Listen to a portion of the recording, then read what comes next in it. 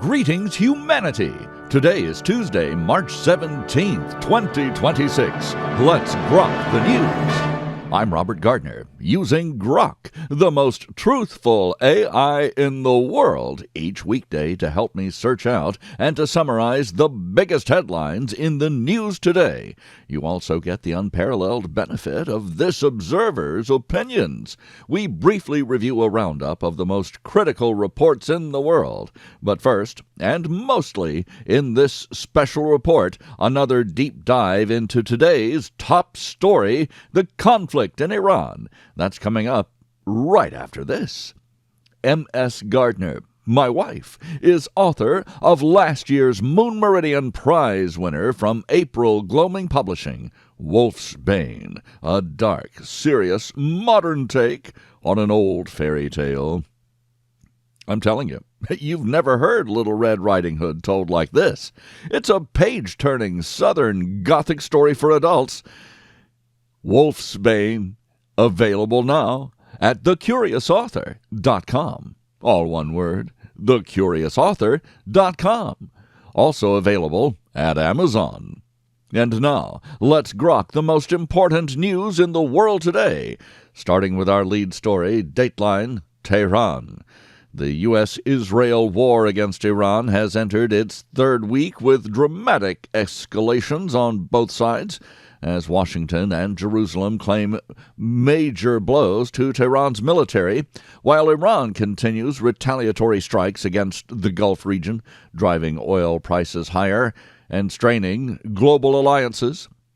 President Donald Trump declared Iran's military literally obliterated in recent days, pointing to a series of precision strikes that U.S. and Israeli officials say have crippled key command structures and military production facilities.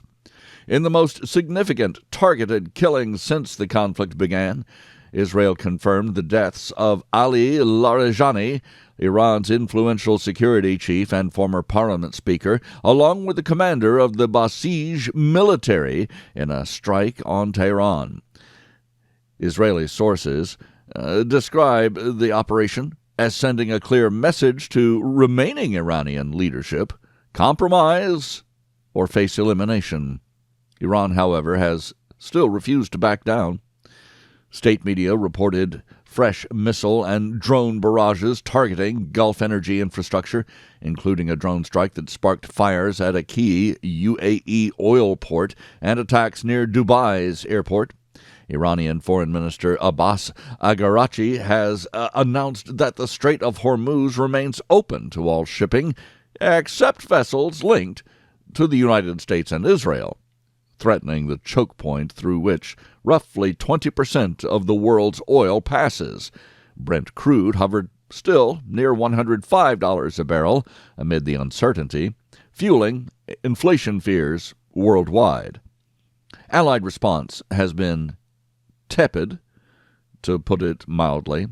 Trump publicly scolded NATO partners and other nations for showing little enthusiasm to join a proposed naval coalition to secure the strait, with European capitals signaling reluctance to become directly involved in the conflict.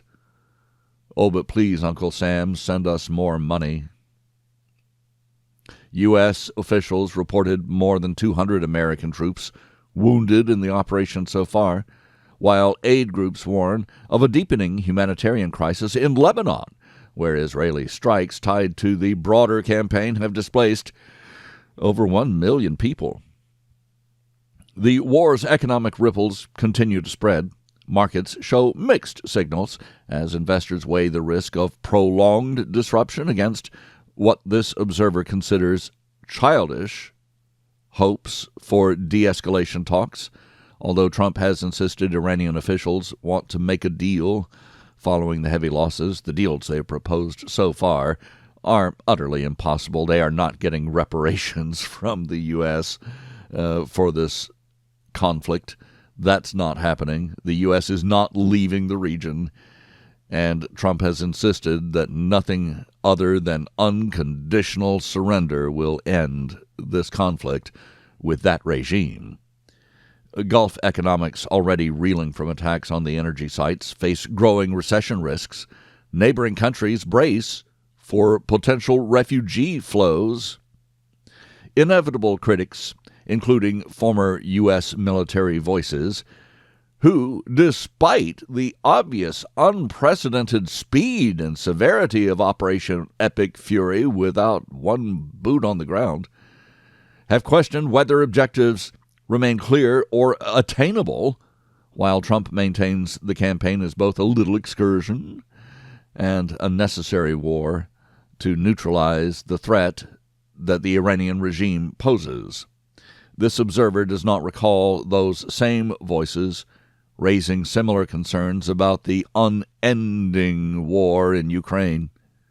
As day 18 unfolds, the combination of high-level assassinations, persistent Iranian counterstrikes, soaring energy costs, and allied hesitation underscores a conflict with no immediate end in sight, with profound implications for global security and the world economy. That's how they're writing those headlines. This observer recalls we were told 4 to 6 weeks, and we haven't finished week 3. Perhaps the professional complainers who love the idea of endless war in Ukraine need to practice patience with a short-term conflict in Iraq. In Iran. We saw how the short-term conflict in Iraq turned out. Now we grok the headlines from around the world. Dateline Washington. President Trump has tapped Vice President JD Vance to lead a new high-profile anti-fraud task force aimed at safeguarding election integrity as the administration intensifies claims of vulnerabilities ahead of the midterms amid fierce partisan debate over voting rules in federal elections. Dateline Washington. Senate Minority Leader Chuck Schumer sharply denounced the Save America Act as a despicable Republican effort to cheat in the midterms, arguing the legislation would undermine voter access and tilt future elections in favor of one party. This observer is certain that Schumer and other Democrats prefer the lawless voting standards that presently favor their own one party, allowing non-citizens to be counted as voters and for ballots to arrive by mail and to be counted for days and days and days after elections have concluded. Dateline Havana. Cuba plunged into darkness as the national power grid suffered a complete collapse, leaving millions without electricity for an extended period. Authorities attribute the crisis to acute fuel shortages exacerbated by global oil market turmoil tied to the Iran conflict. Couldn't have anything to do with the U.S. blockade of oil to Cuba. Dateline Kabul. Afghan rescue teams continued to comb through rubble after a Pakistani airstrike demolished a drug rehabilitation center in Kabul, killing dozens of patients and staff. The Taliban condemned the attack as a grave civilian massacre and blamed Islamabad. Dateline Maiduguri. At least 23 people died and many more were injured in suspected suicide bombings in northeast Nigeria's Maiduguri area. Security forces suspect Boko Haram or other Islamic involvement in the coordinated assaults on civilian targets. Dateline Chicago and the rest of the Midwest.